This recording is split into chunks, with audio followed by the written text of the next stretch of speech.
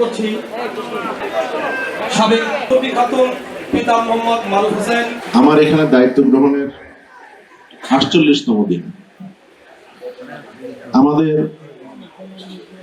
আমরা আজকে যে চেকগুলি বিতরণ করছি সেটা খুব যে দক্ষতার সাথে বাছাই করা হয়েছে ব্যাপারটা এরকম না।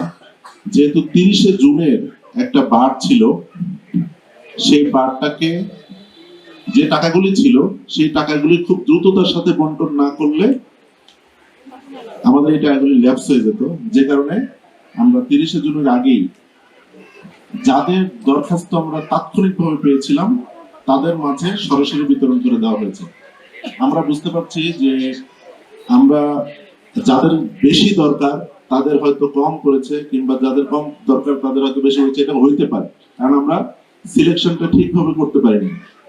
এই বছরে বাচ্চু ভাই যেমন বললেন, এই বছরে আমরা সিরাজগঞ্জের ৮৩টা ইউনিয়নের যে সমস্ত মেধাবী শিক্ষার্থী যারা অর্থের অভাবে পড়াশোনা করতে পারছেন না তাদের, কিংবা কোনো অসহায় রোগী যাদের চিকিৎসার টাকা নাই, তাদের জন্য আমাদের যে ফান্ডটা আছে সেই ফান্ড থেকে খরচ করার সময় আমরা সর্বোচ্চ দক্ষতার পরিচয় দেব বলে আমি বিশ্বাস করি।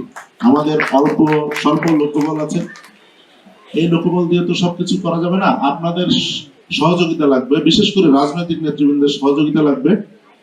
তারা যদি প্রত্যেকটা দরখাস্ত তাদের কাছে থেকে যখন আসে তারা যদি একটু ডিটেলস লিখে দেয় তাহলে আমাদের জন্য বাছাই করা সুবিধা হয়।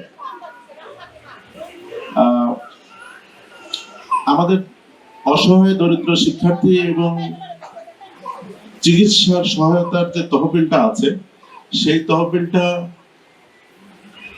অনেক কম, বাট তারপরেও যদি যে পরিমাণ আছে সেটাও যদি মানুষের কাজে লাগে তাহলে আমরা মনে করবো যে না, একটা মানে সঠিক মানুষগুলি যদি পায় তাহলে আমরা মনে করবো একটা ভালো কাজ করা গেছে। আর আমি এখানে দায়িত্ব গ্রহণের পরে, আমি বললাম ৪৮তম দিন আজকে, দায়িত্ব গ্রহণের পরে আমি আপনাদেরকে দায়িত্ব গ্রহণের দিন একটা কথা বলছিলাম যে সর্বোচ্চ সততা প্রদর্শন করা হবে, সর্বোচ্চ স্বচ্ছতা প্রদর্শন করা হবে। আমার কাছে মনে হয় আমরা সেইভাবেই কাজটা করে যাচ্ছি। ইনশাল্লাহ আমি দায়িত্বে থাকা পর্যন্ত এই জিনিসটা চলতে থাকবে।